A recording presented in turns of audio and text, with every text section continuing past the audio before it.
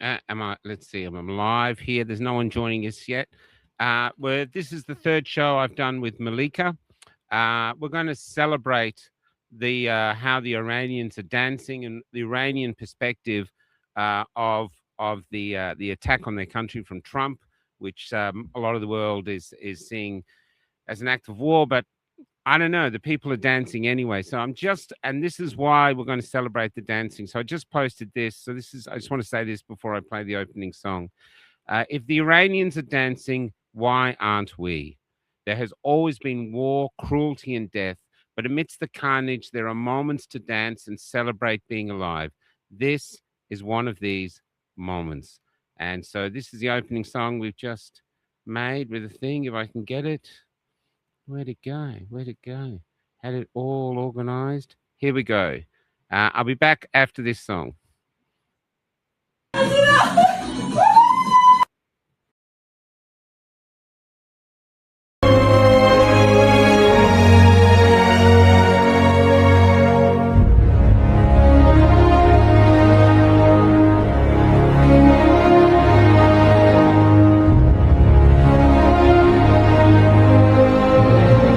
Iranian here. I'm watching a lot of people suddenly feign a lot of outrage over the Israel and US strikes on regime sites in Iran.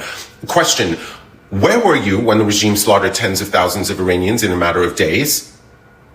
Where were you? Where were you when the internet was shut down in Iran and Iranians were arrested, tortured, forced into confessions, and thrown in the streets in body bags? Where were you? You were silent. So spare us this performance of yours. We are celebrating these strikes. We're celebrating while praying harder than ever that no innocent Iranian is harmed. And you're too privileged to have any idea of what that emotional split even feels like. You take for granted your right to criticize your government every day, freely, while Iranians are bleeding, dying for that same right. So if you can't celebrate for us, if you can't be happy for us, if your hatred of Trump and America and Israel is louder than your concern for Iranian lives and Iranian freedom, then at least have a shred of enough decency to know when to shut the up, take a seat, and stop speaking over Iranians.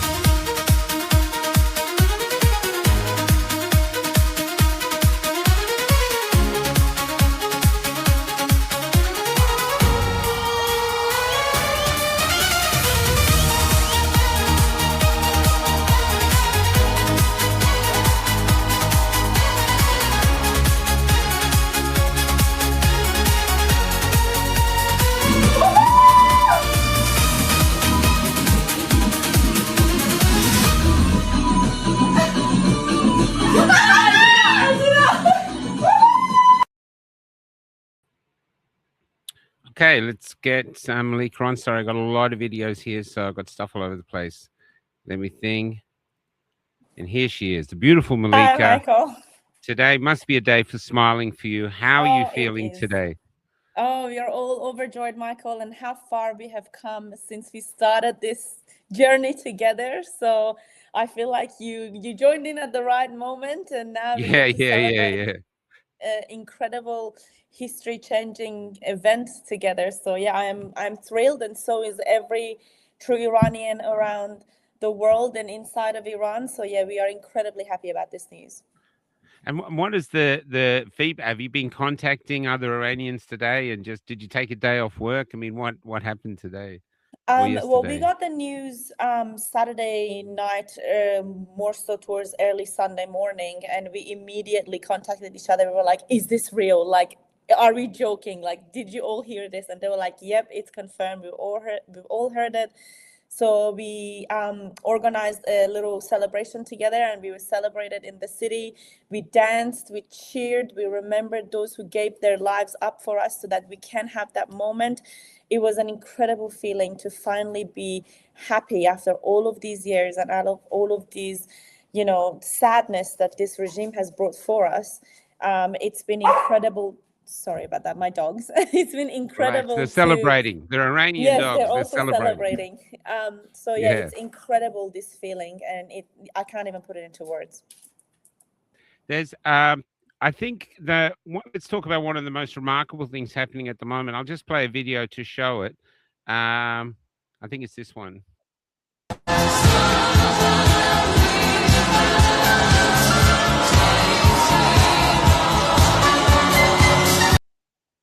We have this remarkable thing going on. I mean, the world's crazy at the moment, but now it's crazy because I can understand the Americans' point. Why have we attacked another country? So I get it. We're going to war. Why are we going to war? I get it.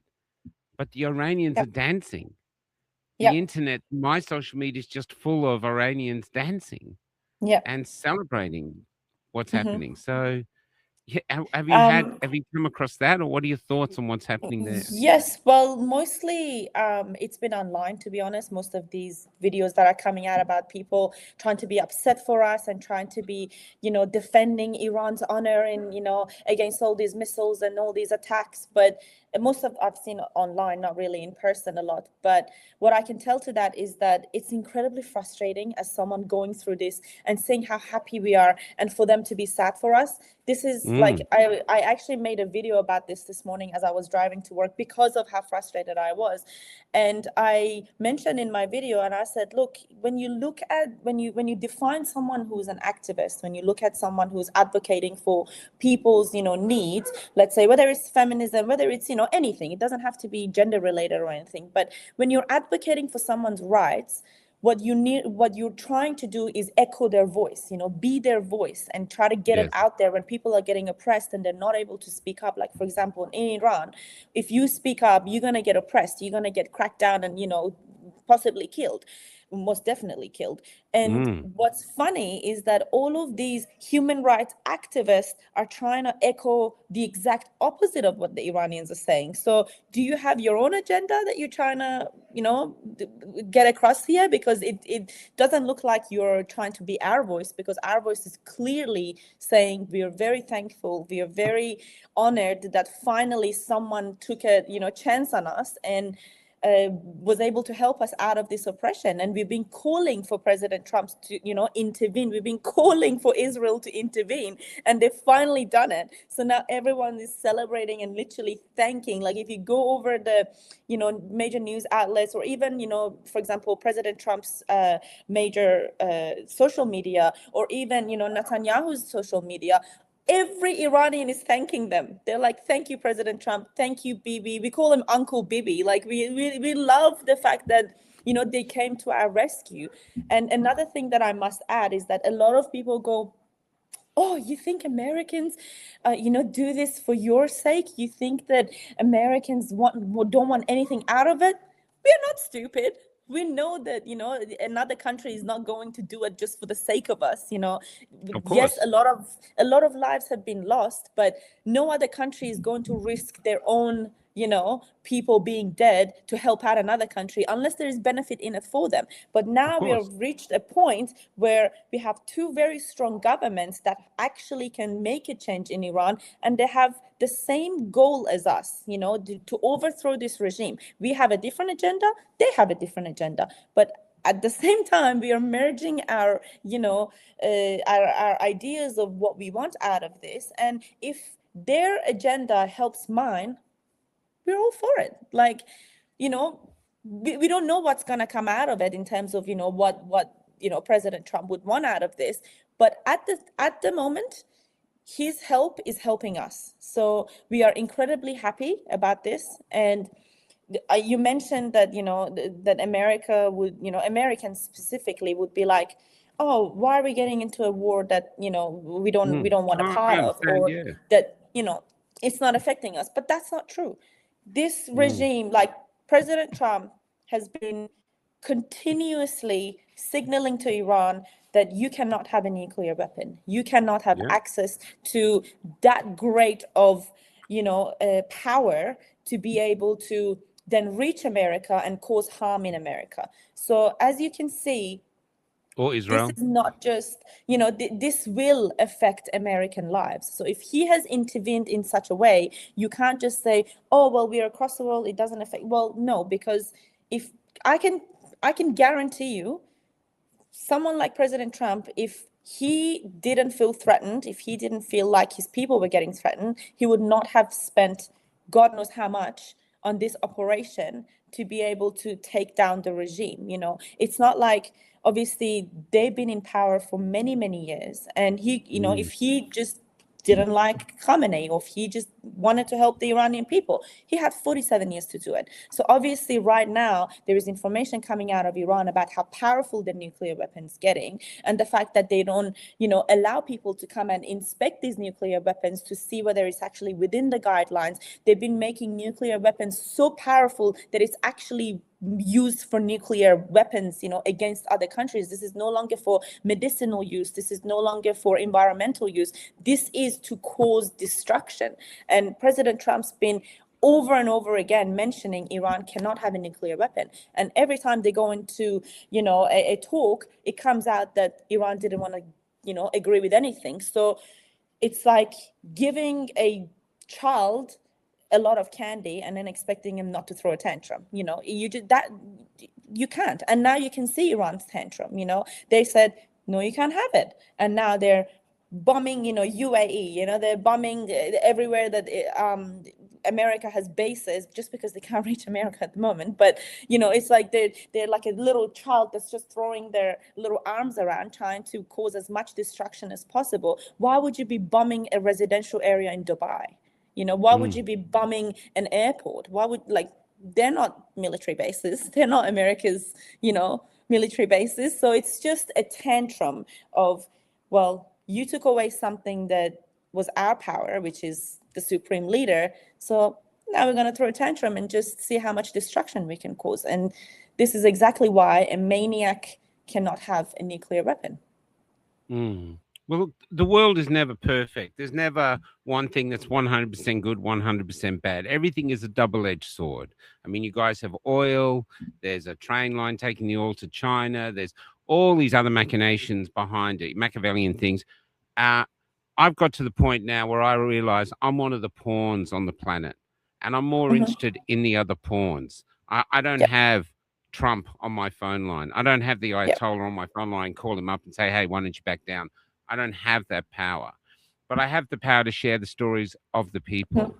And what I see is a people being more than oppressed, terrorized. I just want to show some images. I want to get to a thing. This is some of the images. This is a woman who's been Mm-hmm. hung publicly because she was raped. Mm-hmm. So she And was that's, 16 years old when she was hung. So yeah, an actual underage. She was continuously raped for 3 years by an IRGC former member. And when she finally spoke up about it, they executed her in public. yeah. So you got that there, which, and I'll get you the total story of this. So it's not just the women.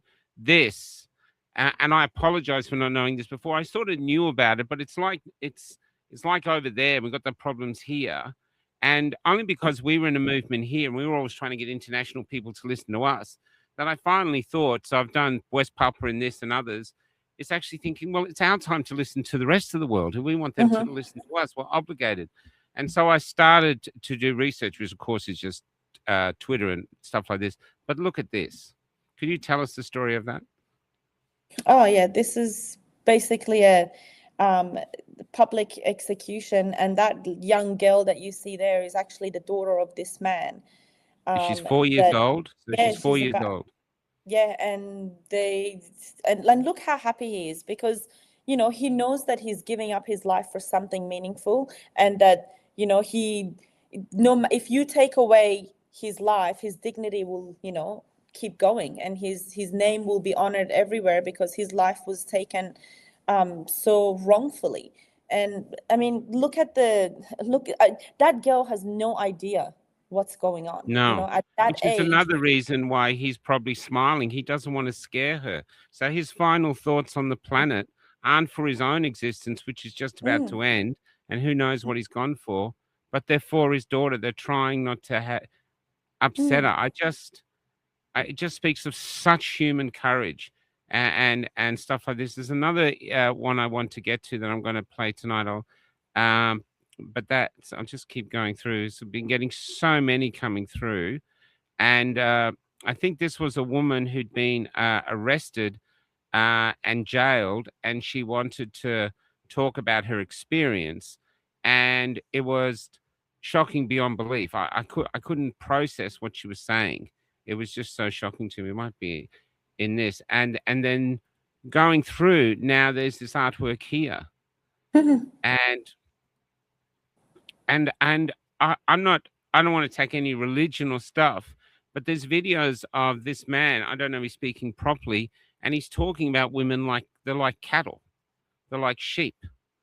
And I just think this is, I just can't understand as a man why you'd want someone in your life that's livestock, and I don't believe most men around the world, from when I see the men dancing, want that. It's a strange ideology to me. But could you share us what this woman is saying? Because this woman is 80s. So I'll just look for the other thing. Could you share us what this woman is saying? Sure.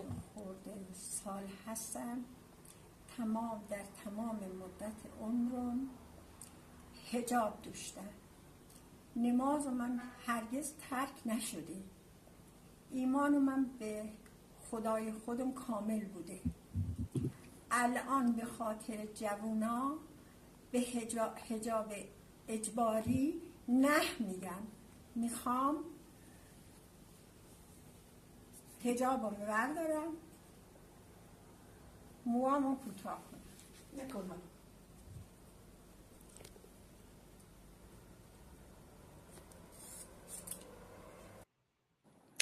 So basically, this is a lady who says that I've been loyal to my faith, and I've been loyal to my religion, and wearing my hijab and my head coverings for all my life, and I've never missed a prayer. But now, because of my young generation, I want to say no to this forced hijab. I want to say no to this forced head covering. And I also want to cut a piece of my hair in honor of the women that lost their lives. This is incredible stuff. This is beautiful, beautiful stuff. This is, I'm going to warn you that this one now, this is life-changing stuff. What this next going to share here is it'll probably be the, Malika will have much worse stories, but this floored me. Have a listen. Especially if you're a man, but I would appreciate it if you watch the whole video through. This is a testimony from a young girl who was arrested and detained by the Islamic forces during the protests. This is the reason why we ball our fists and we are not going to stop fighting in every corner of the goddamn world until we win. In this lifetime or the next, every single one of you little rats are going to fucking pay. I promise you. تجاوز گروهی به یکی از نزدیکای خودم. اون شبی که ما رو بردن انداختنمون توی یه سوله. قبلش هم خیلی کتکمون زدن. در حدی که فکر کردم دیگه قرار نیست فردا رو ببینم. یه دخمه تاریک بود. من اولین بار بود بازداشت می‌شدم. فکر می‌کردم قراره ببرنم زندان. ولی بردنم توی یه دخمه تاریک که بوی خون میداد. باهات شوخی نمی‌کنم. به خدا قسم بوی خون میداد. بچه‌ها رو مثل یه حیوان به دیوار زنجیر کرده بودن. باهات شوخی نمی‌کنم وقتی میگم بچه سنشون از 13-14 سال شروع میشد. تفلک‌ها از سر و روشون خون میچکید. بعد یه مش حرومزاده با صورتای پوشیده اومدن وسط. شلواراشون رو در آوردن و خندیدن. بلند داد میزدن آزادی میخوای؟ بیا اینم آزادی. میگفتن شما اسیر جنگین، مال ماین، هر کاری بخوایم باهاتون میکنیم، حتی جنازتون رو نمیتونه کسی پیدا کنه. اینا با تفنگ وایساده بودن بالای سرمون وقتی اون یکی داشت کارشو انجام میداد. اینا هر میخندیدن. اینا واقعا تجاوز میکردن. و ازتون یه خواهشی دارم، اینو به همه بگو ساکت نمونید. ما اینجا داریم تیکه تیکه میشیم. فقط نذارید این دردا بی صدا بمونه. تو رو خدا شمایی که خارج از ایرانید بجنگید. به خاطر ما، به خاطر من. And I'm sure there's going to be someone in the world who go, that's a Mossad agent. Like Yeah, that's nothing right. is ever good enough for people. Like look at No, the no, stories that's that right. are coming out of the prisons. Are you trying to tell me that Mossad is within prisons raping our women as well? So I Yeah. think we are well past this point of Iranians being labeled as, CIA and Mossad agents just because they're speaking up. And I think the reason why we get a lot of comments like this, maybe from ordinary people, not people that are getting paid to say these things, is that maybe the world isn't ready to hear the truth. There is so much, comfort in just spreading the same old news. When something comes about, where it's about a change, where it's about something that doesn't quite sit right within our society these days, everyone is so quick to dismiss it. Everyone will be so quick to just label it as illegitimate, or something that, oh no, like illegitimate, like you no, it can't be true. Oh, this is like a agent. Oh, this is a bot. Like, do you know how many times I've been called a bot online for commenting something? It's just, I think people are not ready to hear the truth, and maybe more specifically, they're not ready to hear a truth from an Iranian woman who is speaking about what is really going on back home, because I'm putting my safety at risk. I'm putting the safety of my Yes. family back home at risk for talking about Actually, this. can you stop there for a sec? I just want to say first off, with that thing we just watched with that girl, think of how many girls did not survive that room.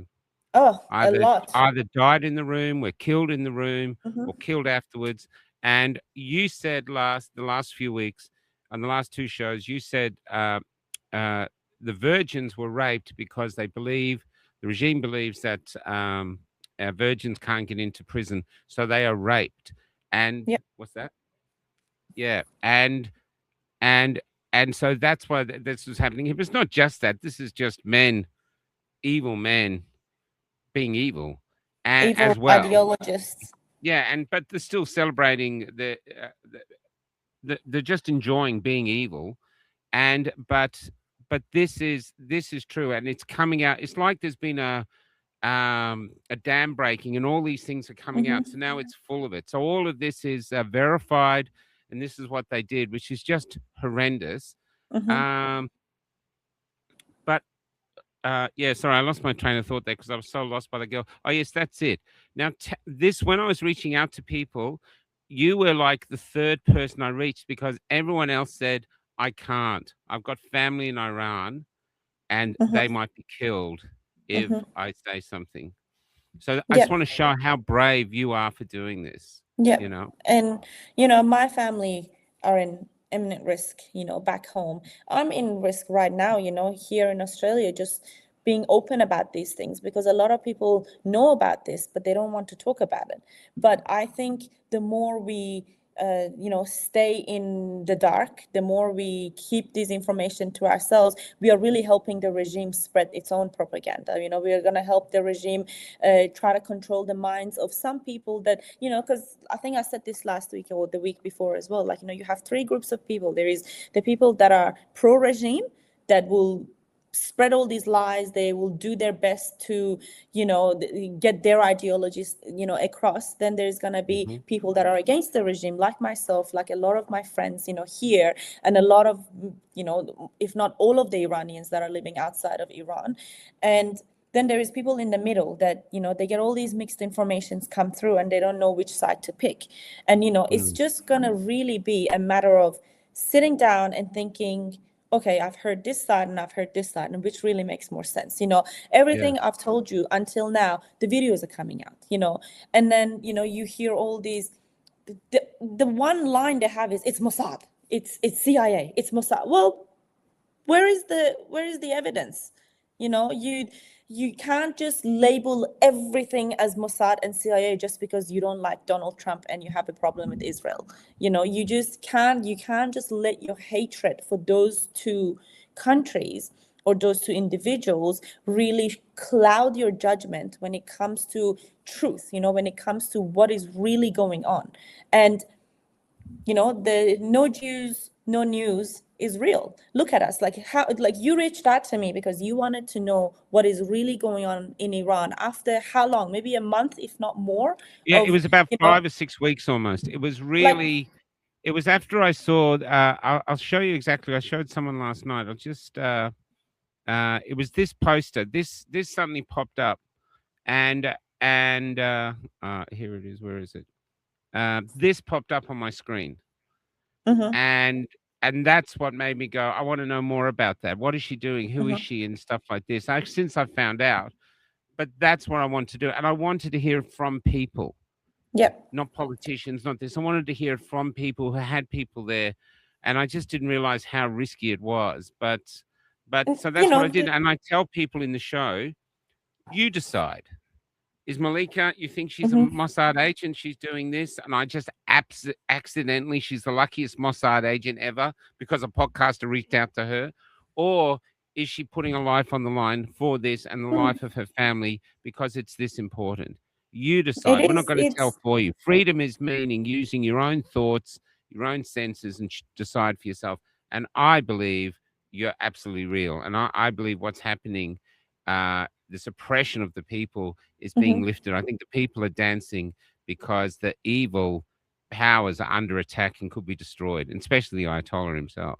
It's, like we said at the beginning, it's one of the biggest, milestones we've passed in all of these years. Yes, we've had generals being, eliminated before within similar events. We've had, other, members of the IRGC, getting, eliminated. But to reach this level where Khamenei and his entire family, including his son, including his daughter-in-law, including, his probably son-in-law, like all of the members are getting, eliminated. And this is probably one of the biggest missions that has ever happened around the world, in 2026 and in this kind of era. So for us, it's a very, very big milestone that we've passed. But every Iranian knows that this is not the end. This is just what we call a beginning to an end, and this is just the beginning of the road, and we have so much to go for. And for them, they can just replace the Ayatollah with somebody else, which there's already talks of happening.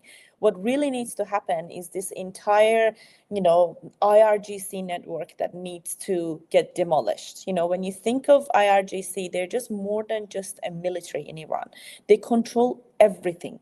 They control the entire or the terrorist organization. Khamenei is the leader, but then when you think about it, it's like, imagine Khamenei on the ground, and then imagine the roots of him just spreading across the entire city. And that's what the IRGC, and then it goes to Basij and, all these other little arms they have. So for us, yes, we've eliminated this, trunk of the tree, but then now there is the roots that we need to get rid of. Otherwise, another tree is going to grow out of it. So for us, yes, we're celebrating. We're incredibly happy, but the entire network of IRGC needs to demolish. Otherwise, we're going to see the same thing again. So that's why Donald Trump and Netanyahu have put out the word that we are going to, eliminate as many, generals, as many important people that are back home as we can, but then the rest of it will be up to the people to, take To rise up. over and yes, to rise up and be able to, finish the job, because they can, they can only help so much, and then it will be up to the people of Iran to take back the regime and, to then decide their own future. And, we really need to make the grounds ready for the return of Crown Prince Reza Pahlavi, and then for him to be able to lead us to this, secular democratic, world. And until then, we need the military intervention. We need the help of people, that have guns, because right now the funny thing that's going around is that they say that the Iranian regime is too afraid to even arm up the people to fight against America, because they're worried that the guns are going to get turned around on the regime itself. So they can't get the help of the people, because right now, for example, in Australia, if there was an attack, and the army wasn't sufficient, they'll probably put out a call and say, we want people to join and we want people to start serving and start helping. But Iran can't even do that, because they're just too afraid that the moment they arm up the people, the Iranian regime is going to be the first one to go. So sorry, go ahead. No, that's fine, go. I just want to read out this. At the same time, millions of Iranians continue to demand democratic change. I believe Australia should take a principled stance by recognizing Reza Pahlavi, how'd I do? As a legitimate voice for democratic transition by openly supporting the Iranian People's Movement for freedom and human rights. I saw a senator today do that. A senator stood up and said we should be with the Iranian people. For what reach I have with the Iranian people, I just want to correct a thing. I said that they were raped so they couldn't get into prison. They were raped so they can't get into heaven. So I apologize for that. So these young women who were arrested at protests or everything that were raped because they don't want they're virgins, they go to heaven, so they're raped. Well, that's their excuse. I think they just raped them. They don't need an excuse, let's be honest. And the other thing you said to me on the phone when I called you up to see whether you'd come on again, you said, you watch, Michael, they'll start bombing schools. The regime will start bombing schools and blame America. And what happened about 20 minutes after that call? Literally, I sent you the video and I said, look, 40, 80 school kids have been eliminated. And I was actually watching another video today of this girl who's Iranian girl. I believe she's in America, but she just put it so beautifully. As I was about to capture the video, I think I accidentally clicked on something and it disappeared, but I'm just trying to go off of my memory. But they said that, when you look at the 12-day war that happened in Iran between Iran and Israel, when you look at the buildings that they attacked, it was done with such precision that, you looked at an apartment from the outside and then it would have been like the 5th floor on the left. And that's where they had attacked. So, and it was only just that building that had been demolished, that level that had been attacked. Or you look at another place, it was so precise. I remember there was only like one corner of a building that was attacked. So when Israel attacks or when America attacks, they attack for a purpose. They don't attack like these radical Islamists that their purpose is destruction of the entire place. They attack to eliminate certain people and certain people with certain ideologies. So it's very hard to believe that on the first day of the attack that they attack a school. It's very hard to believe that they would just so randomly start attacking a school. So they wouldn't do it because they know they'd lose the propaganda war from day one.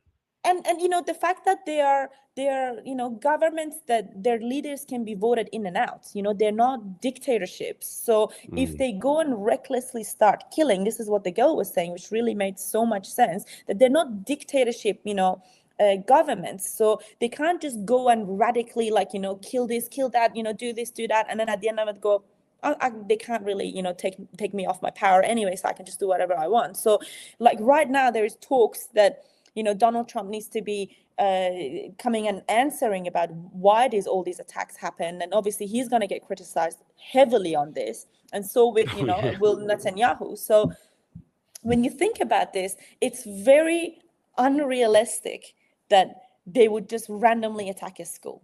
But then again, on the other hand, we've seen multiple times, before they even began the war, a Iranian pilot crashed and died. Like they were trying to probably do some practice, trying to combat this war.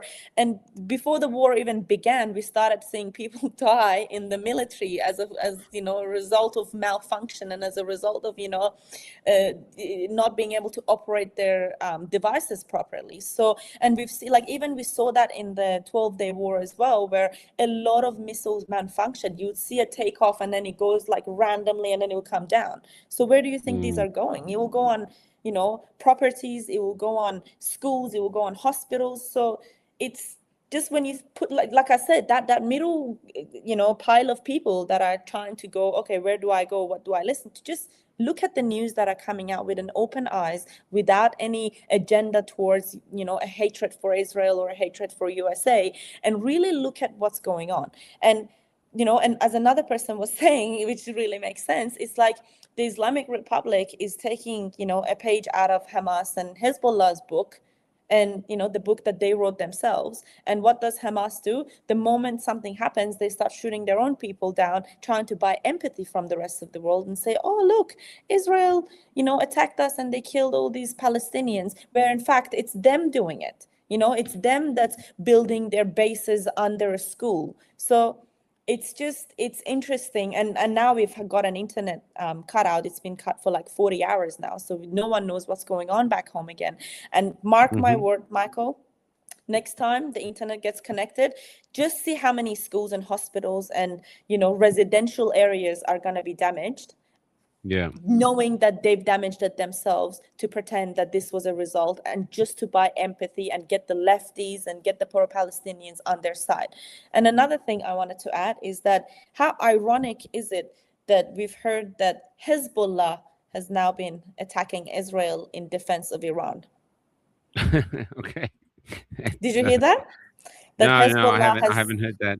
Hezbollah has started attacking Israel in defense of Iran.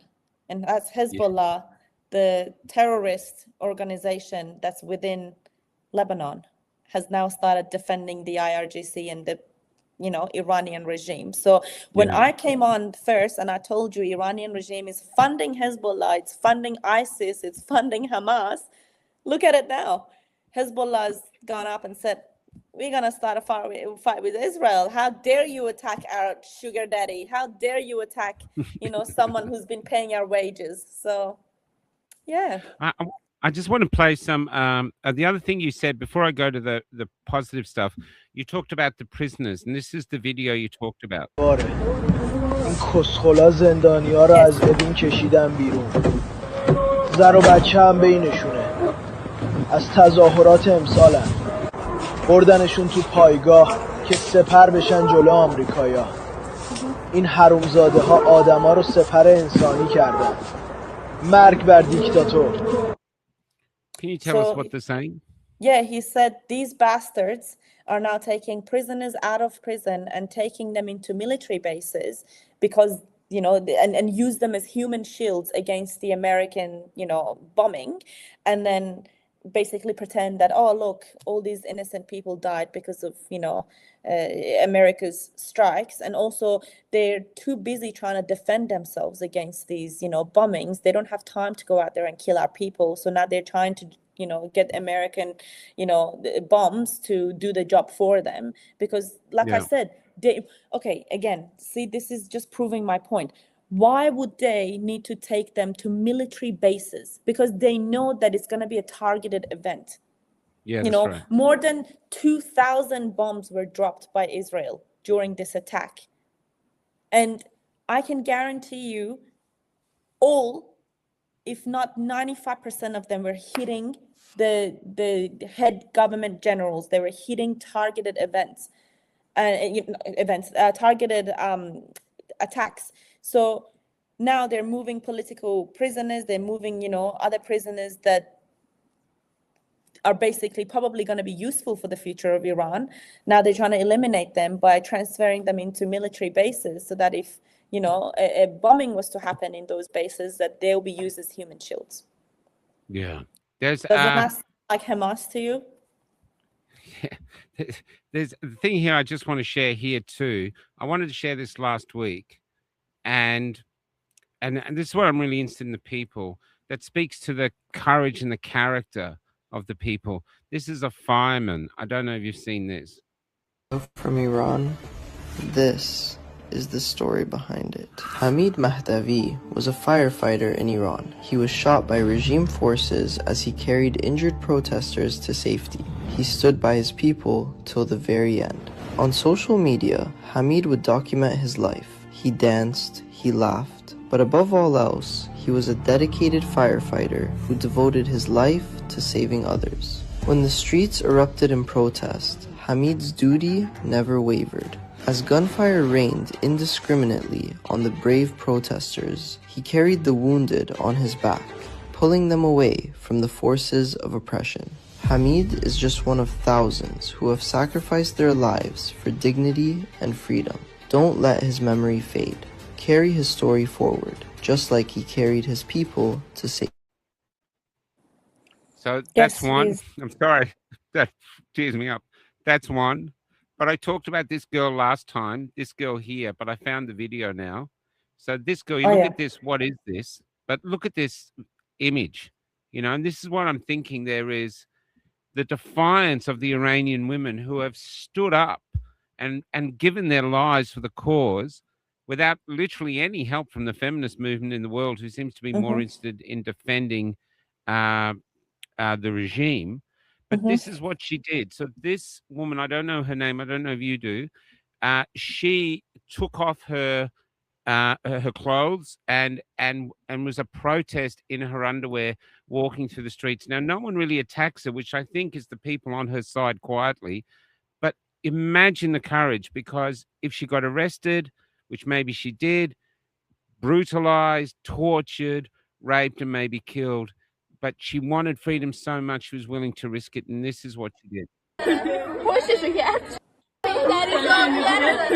پشتشو کرد چرا من اصلا هیچ کاری نمی‌کنم سرا چه بغل نگاه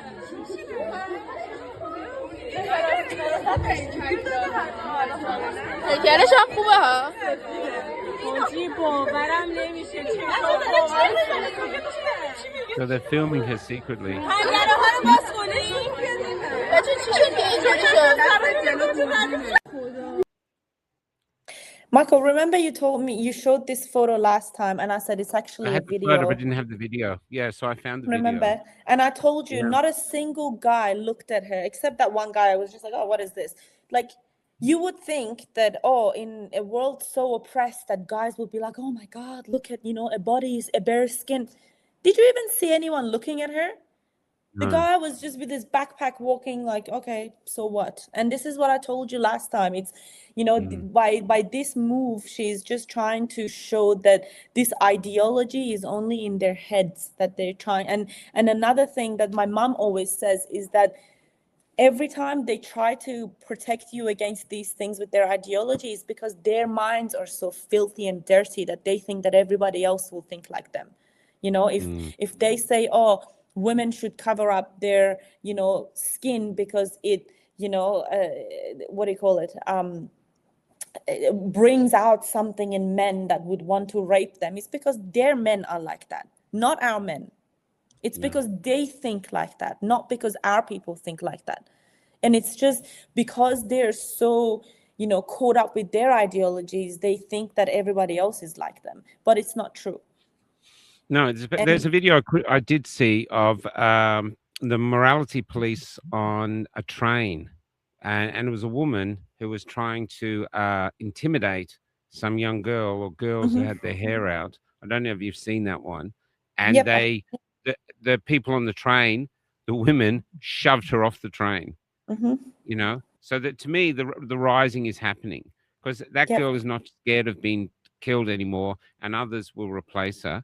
I want to play this. Oh no, I'll play that later. This I found, which is really interesting, because this must be in the memories of most Iranians, even though you, Malika, weren't born in this time. But it's because Iran was in the 70s. Too beautiful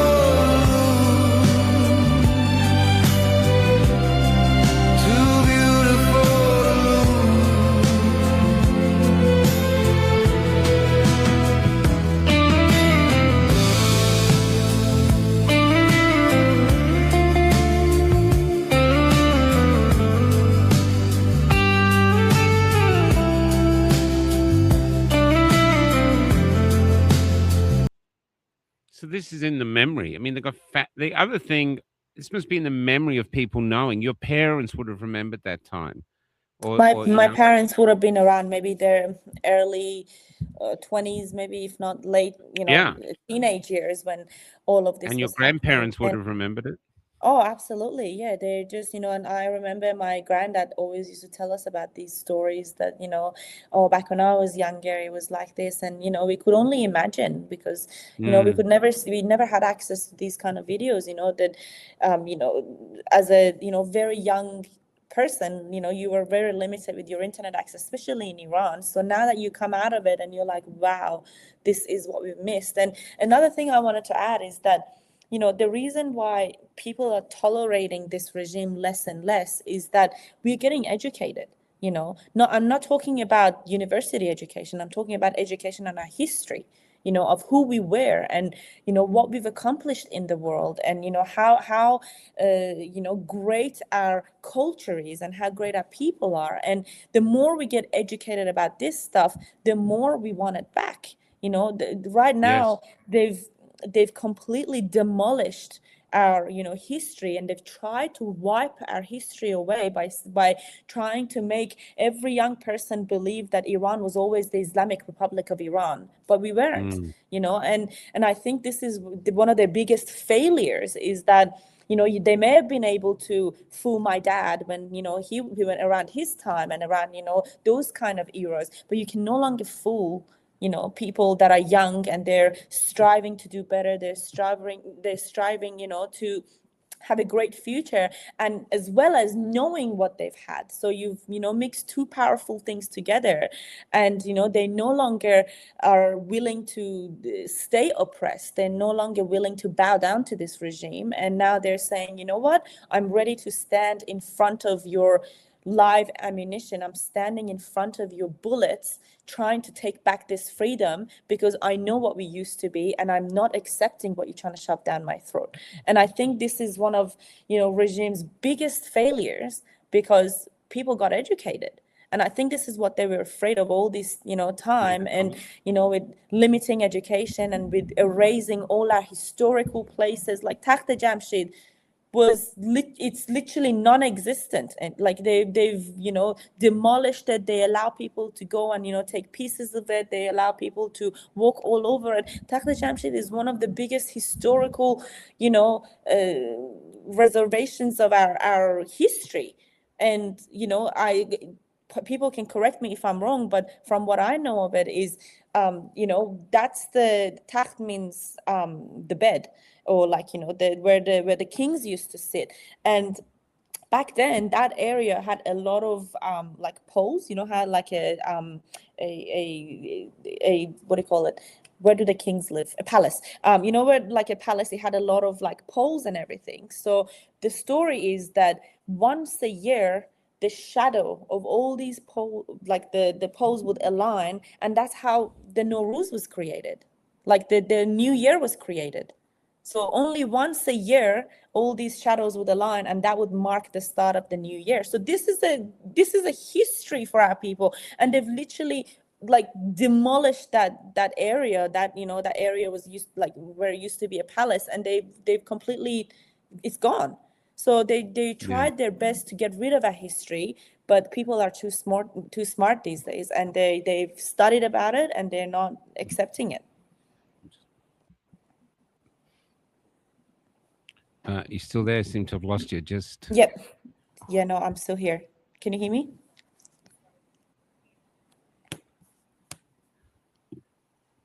just waiting to see if Malika just see it gets out. Yep. Are you there? Sorry, we just Yeah, we just had a Starlink mishap there. Oh no, it's yeah. all right. Look, the other thing too, this is another really important to listen to. This is the lessons of your time, because so these were women in the 70s. Here they are. Now, I don't believe that these women had any idea that what was coming for them, that the state that was allowing them to be educated, that was supporting them in this liberated country, would suddenly turn the opposite and kill them if they dressed like that, rape and kill them if they dressed like that. That was coming. Now, I don't know if it happened straight away, but basically a new ideology, a new belief system came in with the Iran revolution. The Shah's gone, Ayatollah Khomeini comes in, and I think if I'm and I'm only going to guess this, but I'm suggesting that a lot of people thought, look, just stay quiet, it'll pass, and basically let's just comply, and it doesn't pass, and it's 47 years later now, and the people, the children of those women, or the grandchildren of those women, are now fighting for the freedom that they basically, I wouldn't say surrendered. They're facing real bullets, and now it's real violence to restore liberty. And what I'm saying now in Australia, you think it can't happen in Australia? This could be Australia. This could be them. It can happen anywhere, Yeah. and it happens through basically an ideology rises up. It's a bit crazy. Everyone thinks it's nuts. Ignore it, it'll go away. It doesn't go away. It infects It doesn't. society. And then suddenly, before you know it, free speech is going, freedom of choice is going, all these freedoms are going. And then suddenly, like the USSR, like Iran, Argentina, Chile, all of those, suddenly you're under oppression. I had a man from Chile used to march with me early on in the COVID lockdowns. He was, he'd had been shot, and he was there to say, he was nothing about the vaccines or anything like that. He was saying, this is how tyranny rises. It happened in my country, and I've got a bullet wound that I couldn't get done at a hospital. He had to be saved by a secret doctor. This was happening in Iran, wasn't it? You said, Yeah. I saw today people with bullet wounds were getting attended to at home by secret doctors, or dying at home because they couldn't risk going to doctors because they're killing people in the hospitals. Yep, the number of mothers or fathers or individuals that had to keep ice next to the bodies of their loved ones till the morning because they were just too afraid to even attend somewhere that they can bury the dead bodies. Like it's horrific. The news that are coming out, it's horrific. And to think that now people are trying to tell us, don't be happy about the loss of Khamenei because he was such a great leader. It's ridiculous. It's like you're trying to tell someone who got out of, or someone who used to live in an abusive home and now the abuser is gone, to say, oh, well, no, what a great man though. Like, they lived, with you all these years. Yeah, but do you know how we lived together all these years? Under oppression, under, severe torture. And I actually found myself the other day thinking about this. And I said, if I was in Iran, I would have definitely been out on the streets, like protesting. They would like I have no doubt, guarantee. Malika. And I was thinking to myself that if I was back home and I was protesting, I would 100,000% would want to be dead than be in one of their prisons, because the torture they put you through, the stories that are coming out of what they're doing to these prisoners is horrific. And I would have 100% want to be dead. Like it's ridiculous. But now we've got good news. Khamenei is gone. Now we have to prepare Iran to get rid of IRGC for good, and to prepare the grounds for the return of Prince Reza Pahlavi and really start working towards, this democratic government. And another thing was I did an interview with 7 News over the weekend when they attended one of our celebrations. Oh yeah, I saw that. Yeah, so they've attended one of our celebrations, and just out of curiosity, I went and read some of the comments that people had put on there, and just as far as I read, I can't say this was for all of them, but maybe 85% of them said, "Oh, good, now they can go back to their home. Then they can go back home and be in their free country now." Then and the first thought I had was that, first of all, it is known that Iranians are one of the most successful immigrants around the world. So you very rarely would come across, are you there, Michael? Yeah, I'm listening. Oh yeah, sorry, your picture froze. So you would very rarely would come across an Iranian who's not successful. So whether that's in business, whether that's in health, whether that's in, the justice system. So Iranians are incredibly talented and they're incredibly hardworking. So when you turn around and say something like that, then all I can say in return is that no worries, once Iran is free, I can guarantee you at least 75 to 80% of people that are living outside of Iran will return home. And that would mean the loss of businesses in your country. That would mean the loss of nurses, doctors, lawyers, engineers, a lot of people that are talented are going to go back to Iran. So and I honestly don't blame the Western world, or let's say Australia in this sense, for thinking like this after seeing all the pro-Palestinian protests and what they are capable of. I don't blame them for thinking like we are like them, but I can guarantee you that we are nothing like them. We are known for being extremely peaceful during our protests. We always clean up after ourselves. We respect the police. We respect the land we are in by holding up their flags high. We respect the land that we are in by playing their national anthem before starting our protests. We always pay respects, to the Aboriginal and Torres Strait Islander people. So we are incredibly grateful for the country we are in now that's hosting us, for some temporarily. Some of us have been born here, so they've, got their lives here. But for those of them that are almost living in temporary housing, being Australia, we are incredibly grateful and respectful towards your country. And I can guarantee you, when Iran is free, we will return home and we will have our talents, served to our people back home. And that was just the message I wanted to get out, that I understand why the frustration after seeing all the pro-Palestinians and what the lefties have achieved so far with their protests, but we are nothing like them. And when we get a chance to go back home, we'll all go back home. I think that's, to be honest, the thing with migration at the moment, we're a country of migrants. I'm a migrant. Most people you would see are migrants, even if the third or fourth generation. We are people building a new country that we've come from anywhere else. No one's lived here for 1,000, or except the Aborigines. No one's lived here for 1,000 or 100,000 years. At the moment though, there's too many migrants. The prime minister is bringing in thousands. It's at a number, and because people are going hungry, because there's no houses, they can't rent a house. I'm in Perth at the moment. I found out there's only 2,000 houses for sale in all of Perth. So this is why people are at that way. Really, they're fed up with the government. But I just want to get back to my point about what can happen. This is why they say democracy demands vigilance, because if you remain silent and compliant, then all you'll be is a spectator to your own onset of your own tyranny. And this is why we have to challenge anyone attacks free speech, anyone attacks freedom of choice. These are weapons against tyranny.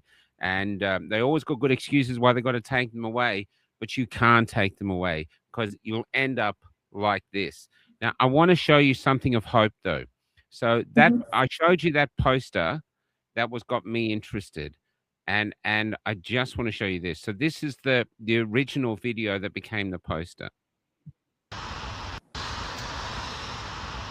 She's incredibly cool. This could be you.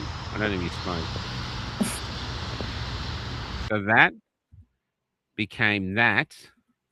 And I was thinking in my heart, please don't let her have been caught and raped and tortured and all that. And then I found this today. She's alive.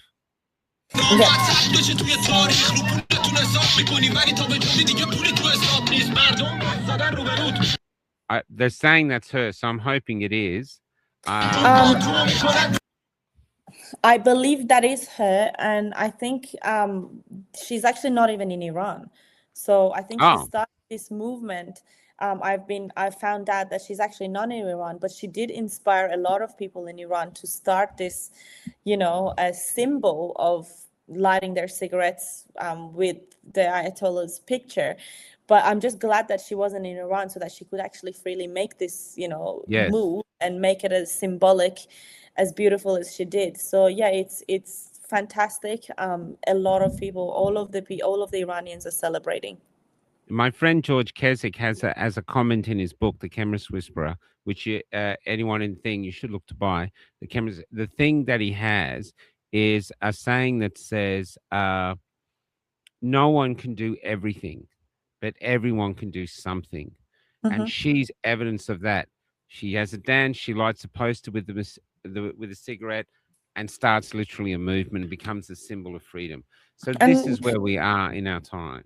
And this is really what it is about, Michael. Like you said, no person would then have the single power to get up and, do something overnight. But, it's like, when if you want to lift up a large cloth, let's say, if you just lift it from one corner, it will fall from the other. But if you want to lift this up, in a uniform way, every person needs to grab a corner and you lift it up all together. So, and this is what we are trying to achieve. I'm here, doing an interview with you. Someone's burning the flag with their, cigarette. Someone's doing another news, interview. Someone's, starting a movement in schools by, let's say, holding memorials for the son of the teacher. Another girl, is bravely stepping on the face of Khamenei at school.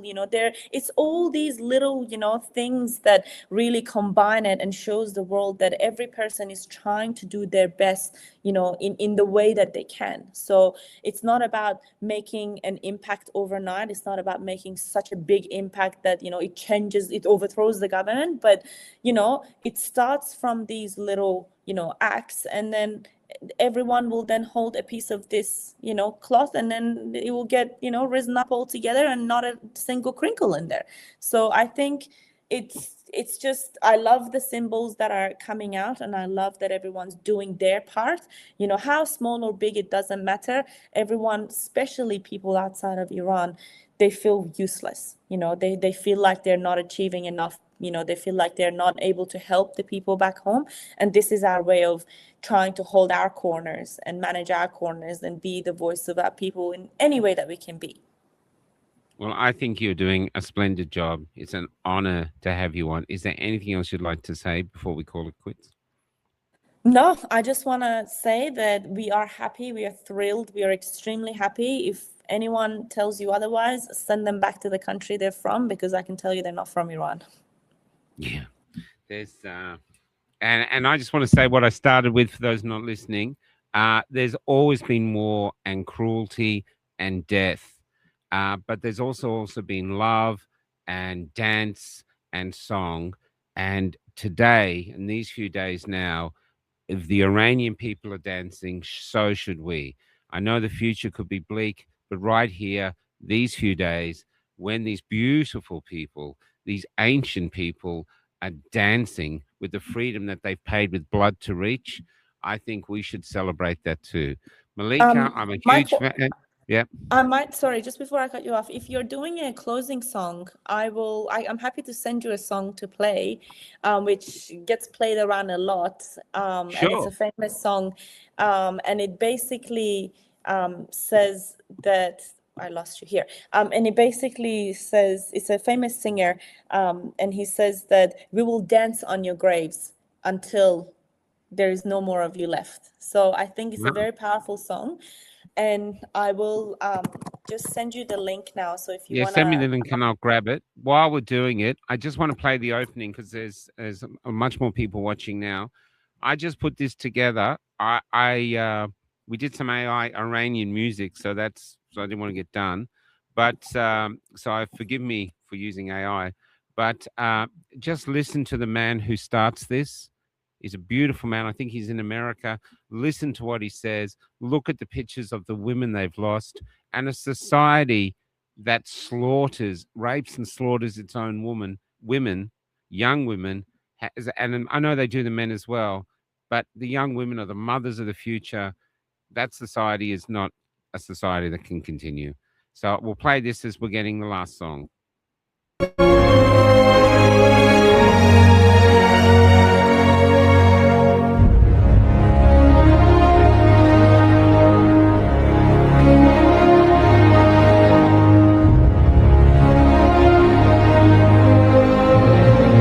Iranian here. I'm watching a lot of people suddenly feign a lot of outrage over the Israel and US strikes on regime sites in Iran. Question, where were you when the regime slaughtered tens of thousands of Iranians in a matter of days? Where were you? Where were you when the internet was shut down in Iran and Iranians were arrested, tortured, forced into confessions, and thrown in the streets in body bags? Where were you? You were silent. So spare us this performance of yours. We are celebrating these strikes. We're celebrating while praying harder than ever that no innocent Iranian is harmed.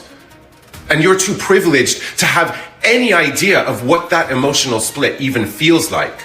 You take for granted your right to criticize your government every day, freely, while Iranians are bleeding, dying for that same right. So if you can't celebrate for us, if you can't be happy for us, if your hatred of Trump and America and Israel is louder than your concern for Iranian lives and Iranian freedom, then at least have a shred of enough decency to know when to shut the f up, take a seat, and stop speaking over Iranians. I just asked, where did you send it? Have you sent it in the private chat? On the private chat.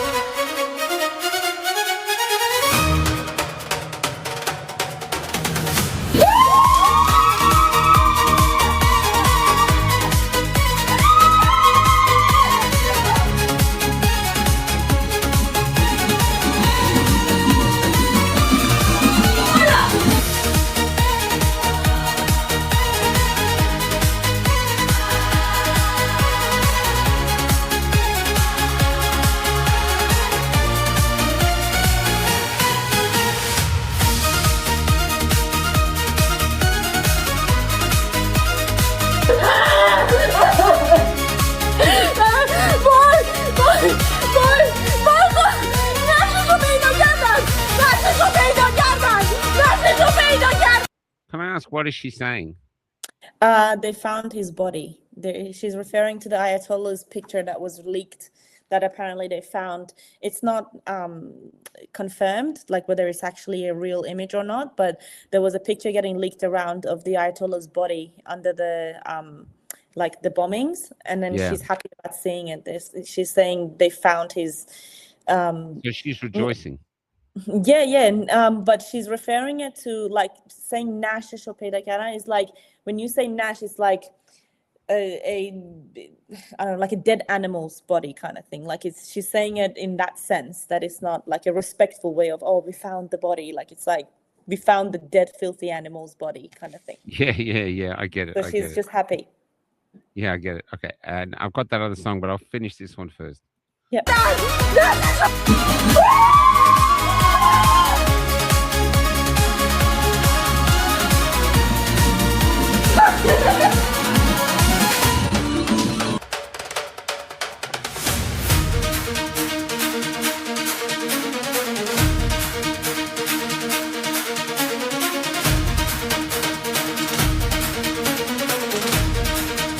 That guy can dance.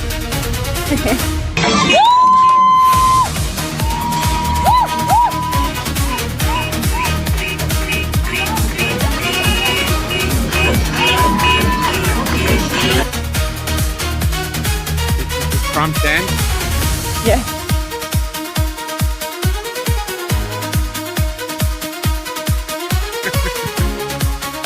I want to dance.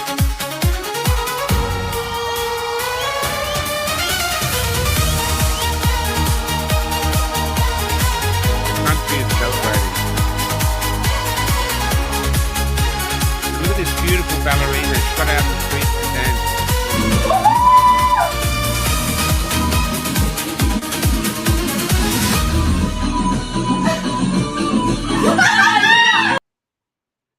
And incredible. Michael, I just want to add one thing. Sure. What a lot of people don't know about Iranians is that we are actually one of the happiest people on the planet. Like we're always looking for an excuse to dance. We're always looking for an excuse to, be happy. So to have a regime to oppress you, to not let you dance, to not let you sing, to not let you, Let people know that you're not allowed to dance in the streets. You're not allowed to no, kiss in the streets. So no public no, affection. If you're you're not wearing even a allowed to hijab, hold hands. you're not allowed to hold hands. If were wearing the hijab and some of your hair was out, you could be arrested or beaten. You Yep. know. So it's so hard to see, and honestly, fact check this with Iranians when you meet them. The first thing we look at when we go to buy a property or where we go to rent a property, it has to have a massive living room and it has to have a massive backyard or like an entertainment area, because no Iranian would be willingly living in a confined space, because we always have people coming and going. We always hold celebrations at home. So like right now I have 2 living rooms, like, for the love of God. Like we are so happy. We are such a happy, people that, you would be taking a trip from like Tehran to Shomal, which is the north of Iran, where the ocean is, if people want to go like on holidays and celebrate. You would see, as you're driving, people have pulled over to dance, like in the middle of the highway. People have pulled over. The girls are like, turning their scarves around, like they're literally like in a tunnel. For God's sake, like if you get stuck in a tunnel, or like if you get stuck in traffic in Iran, people would start making noises, songs with their, like the beeps of their cars. Like they would have their windows down with the music out. Like we are the happiest people on earth, and to have us oppressed like this felt disgusting. So now that this regime is getting overthrown, you're gonna have to start complaining about your Iranian neighbors, and playing a song at 3 a.m. in the morning and dancing with it. So this I have we are to we are say, we are this is the crazy. same for Australia. We love taking the piss. Yeah, we love laughing. We love making fun of everyone and everything. We're not even being disrespectful. It's just our way of showing love was to take the piss. And we are losing that because everyone's too Yep. frightened. You'll offend someone, so everyone stays silent. We are losing the same. So we didn't dance that way. We were more like just like this dances. But we were loving the piss. We did love living life. We didn't need all these rules. We'd Yep. speed. We were free. We were free, and we're losing that now. And you see the stress in the people. So what they've done in Iran is remove the oppressive cloud, and the people are dancing. So I think if it in Australia, if we got rid of this fear to speak, people with the country would be laughing for days because everyone would finally get out and start cracking jokes and start this. No, it We feels like like being alive. it feels like a scene from the movie Frozen. Have you seen the cartoon Frozen, where like it feels like the whole city is frozen, but then a spurt of a flower will come out, and then the spring will take over. And this is exactly what's happening in Iran. Like the whole city's the disgusting ideologies are melting away, and people are finally able to really grow out of that depression that they've put us in. And it's like a culture and people that are always looking for an excuse to be happy. We're living under a regime that always looked for an excuse for us to be sad, for us to cry. Yeah. With whether it's religion, whether it's whatever they find. One thing goes wrong, oh, everyone now has to wear black and you have to be mourning. And Ramadan, when you think about Ramadan around the world, go to another a Muslim country. During Ramadan, they're celebrating, they're lighting up the streets with lights. There's a festivity of then when you break your fast, you go and eat. In Iran, they'll beat you to death if they catch you, God forbid, take a sip of water. There's no lightings anywhere. It's all black. It's all like mourning. It's all death. It's all like dust of just death around the city. And then in actual Arab countries, where we are not an Arab country, but in actual Arab countries like Dubai, have you ever visited Dubai during Ramadan? It's like a light festival. It's like a food and light and music festival when you visit there.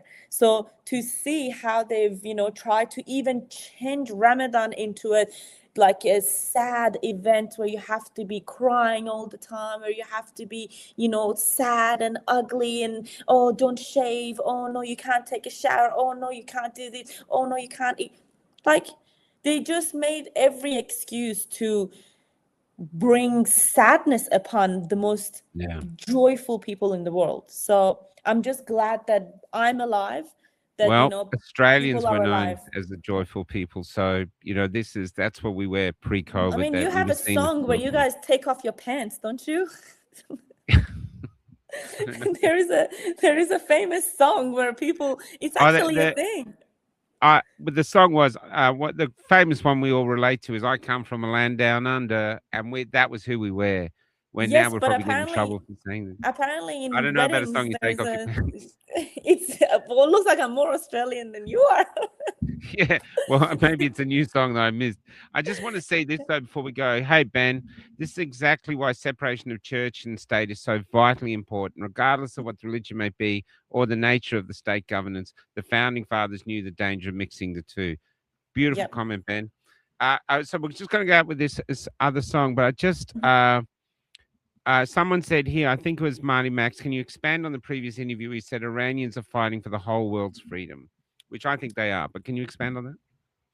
Yeah, like I said, you know, Iran is, you know, far away from certain countries like Australia, America, you know, all these other countries that people might live in there and be like, oh, it's not affecting us, why should we care?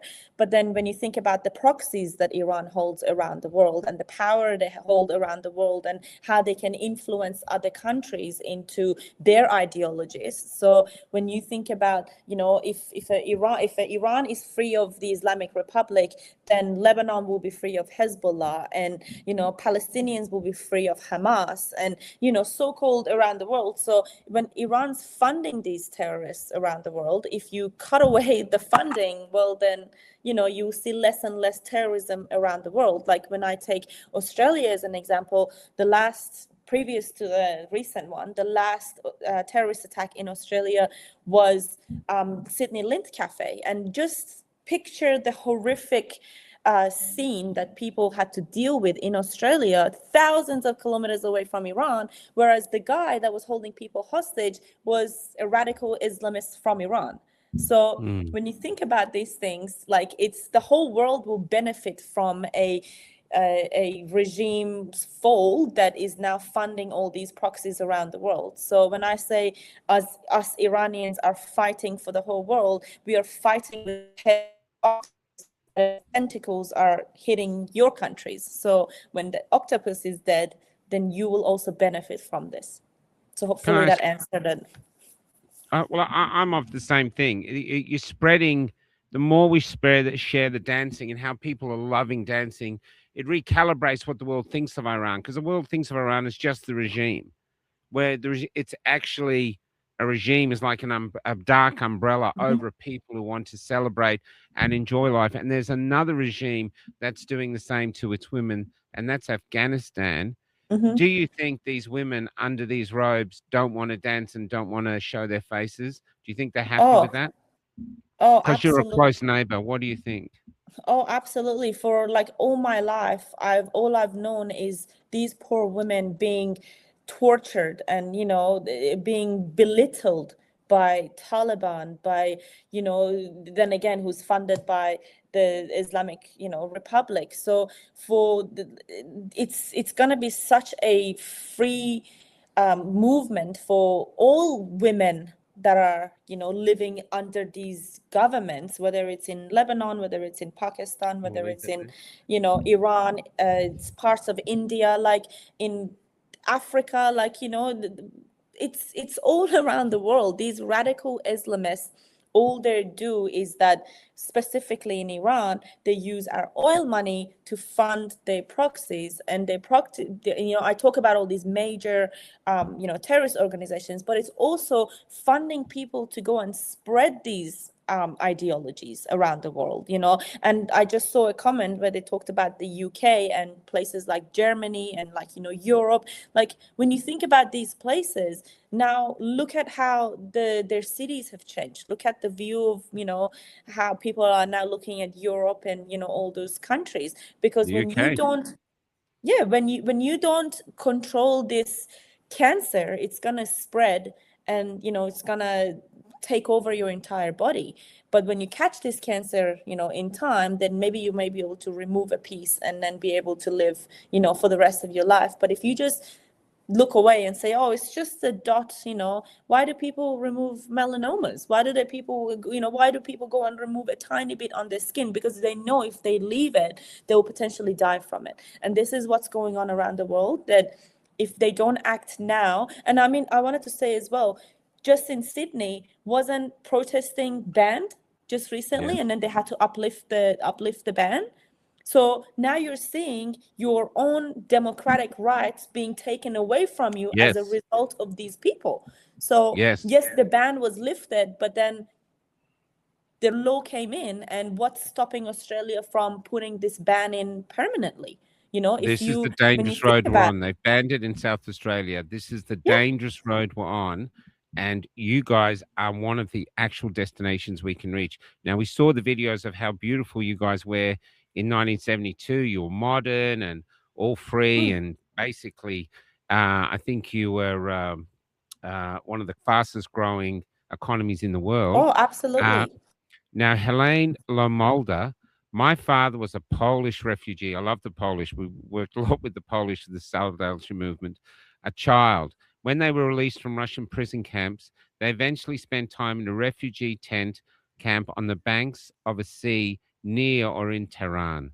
The Iranian people were so welcoming to them, and many people, Polish people, named their children Darius after the Iranian legend to recognize the help they received. So you are an oppressed people now, but when you weren't oppressed, you helped another oppressed people. And so this is why podcasters around the world should actually try to show what's actually happening in this country and let the people speak for themselves, not the propaganda arm of various governments. Yeah. And now this last song to go out with, here we are. And Maddie, who you asked that question, would like to thank you for speaking up. And Ben's back dancing to the storm. And that's what I think's happening now. So what's this song? High Cuss. I've got it ready to go. It's going to take us out. Tell us what it's about. It's Hitchcast, and he's one of he's almost known as the god of like a rapper. He's a rapper in Iran, and he's known as the god of the Iranian rapper. So he came out with this song when I actually don't know when this song came out, but it's quite recent. It came out 1 year ago, and he sang it to basically the lyrics. The title of the song is Ruye Janazat Mirakhsam, which means I will dance on your grave. And basically it's played all across the entire world, and people are dancing with this music. So this is a big famous one in Iran, what they're dancing to. Yes, so this is a massive music going around, and people are thoroughly enjoying it, that they're dancing, that they will be dancing on the graves of all these you know, Iranian regime individuals that took the lives of our people. So now we're going to dance on your grave and be happy. Fantastic show. Thank you so much for your interview. Thank you, Michael. Want to come on again, if there's updates, please feel free to reach out to me. Thank you so much, and thank you to all the listeners. I can't believe I got lucky enough to interview before it, and now it was a before and after. You got the biggest before and after.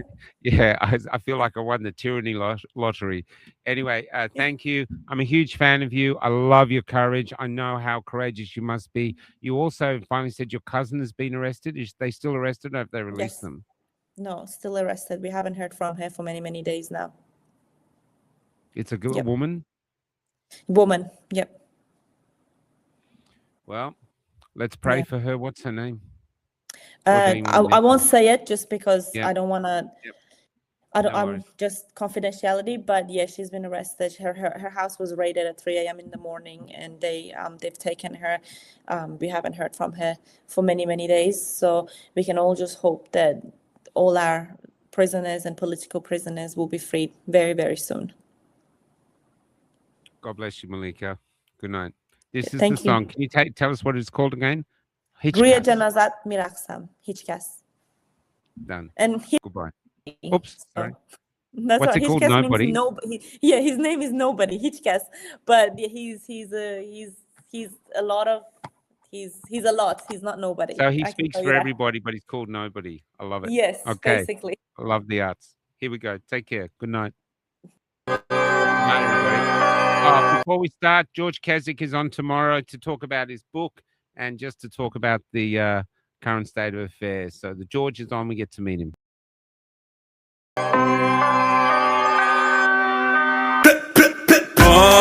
حالی میده میکشیمتون بالا بالا بالا بالا بالاتر عالی میشه ماشین پر میاد خالی میری جانی دیگه ساقی کی همه چی که داره قاطی میشه قشبامون داره خالی میشه جنازه بو قاضی میده بلی میزنیم با زمین یکی بشی جای لاستیکا روت بری به درک میمیری زر تو جعب دلی بری نمیدونی جای ما رو میکشیم زامنا رو میزنیم رو زمین قاسم ما رو آماده ایم میچکونیم ماشا رو روی جنازت میرقصم حالا میزنیم و میری سر بالا به این کار میریم همه بالا روی جنازت میرقصم حالا میزنیم و میری سر بالا به این کار میریم همه بالا شله آقازاده شده خودت کتله تو کجه مجه زمینای شهر پر سوسه داره آتیش بگیره حوزه موزه انگاه همه کنکوری رشته تناب ملت تو رو دوره کنه مال مای شب لگت میزنیم باشه درا زیرت میزنیم که بری هوا چشات سیاه میرن چشم پوشی کن لباس عزا میبینی دیر نیست ببینی میریم و تیغ میغ میگیریم میکنیم تیز میز میشینیم میکنیم ریز میمیریم روی جنازت میرقصم حالا میزنیم و میری سر بالا به این کار میریم همه بالا روی جنازت میرقصم حالا میزنیم و میری سر بالا به این کار میریم همه بالا چقدر سر حالم از من تک شما همه با هم کتله تا چقدر تر تا زن جمع ما جمع همه پاین صف میکنیم تنوارم رفیقاتم همه پک و پارن فواره کر رگ پارد برو خونیمونه نشه پاچم میکنیم شب و صفا میگیرین شب و عزا نریزه سر تو بلا ملا بدنا میشه از سر و سوا دوا موا چی عدا مدا مپا ساس فتا متا باجا ماجا بسیجی و برادرم میرن همه هوا روی جنازت میرقصم حالا میزنیم و میری سر بالا به این کار میریم همه بالا روی جنازت میرقصم حالا میزنیم و میری سر بالا به این کار میریم همه بالا روی جنازت میرقصم حالا میزنیم و میری سر بالا به این کار میریم همه بالا روی جنازت میرقصم حالا میزنیم و میری سر بالا به این کار میریم همه بالا